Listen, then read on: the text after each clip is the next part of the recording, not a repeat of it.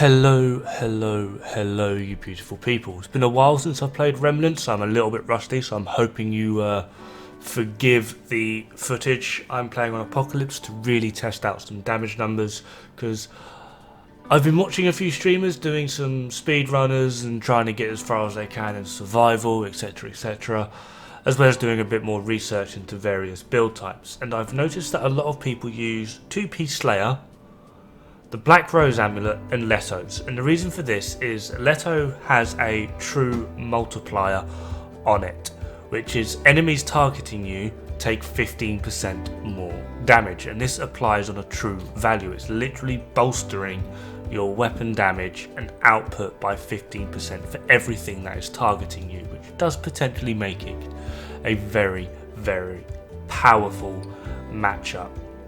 However, there is one simple thing with this game, and that is it's a PvP, so dealing those big numbers is all well and good, but if you can't back it up in a sustained value in a PvP game, you're not applying much in the way of DPS, which will always outperform the big numbers.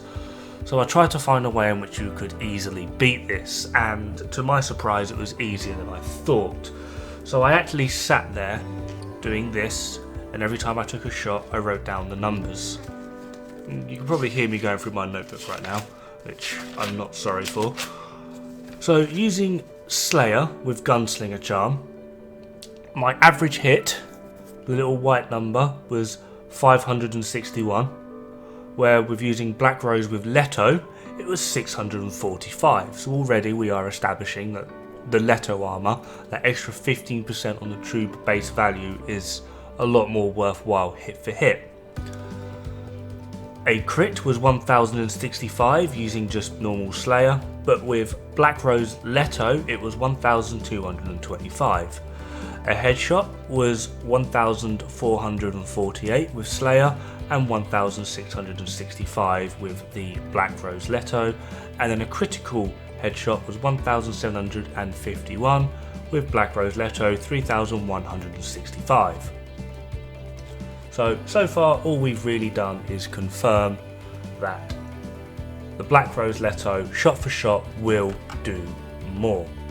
However, the main reason I've actually gone for this sort of setup is because this seems to be a particular favourite of speedrunners and people that like to try and push themselves in the survival. We have to equate for reload, which is unique. With the normal Slayer, if you go for Gunslinger Charm, between shots you're looking at a rough downtime of 1.5 seconds. So shot, 1.5 seconds, shot. With the Black Rose Leto it's 1.9. This is where it gets kind of funny. You see, when you take in the multipliers for Apocalypse anyway, if you get a crit, you probably won't kill them with either Black Rose setup or the Slayer. However, if you get a headshot, both will kill the little trash mobs anyway.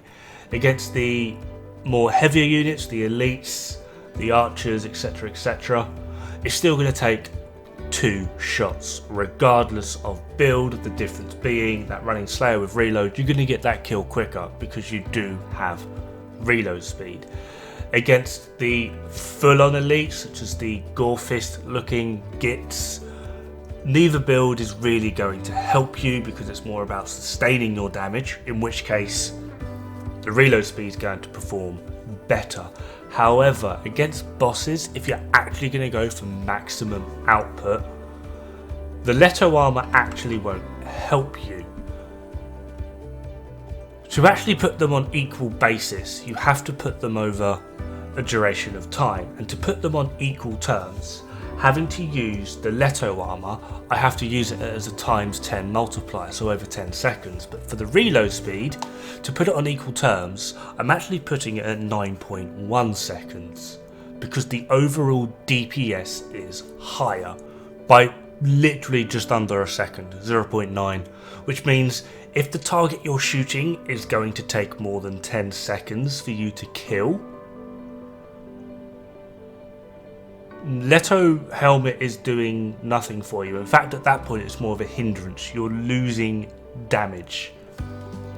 The difference is actually a complete shot. Over 10 seconds, running Gunslinger Charm gets you 6 shots, and without Gunslinger Charm, Leto Armor allows you 5 shots. So when we actually show the gap between them, which is literally 50%, 84, 160, 217, 413, you're missing out on that 15%, but what you're gaining is 85% damage, effectively. So yeah, and if you really want to make this absolutely hilarious, then using Powering Loop, which is going to be so much more worthwhile in a very hilarious fashion. You're then maintaining your DPS by using Gunslinger Charm, and you're gaining so much more by using Empowering Loop.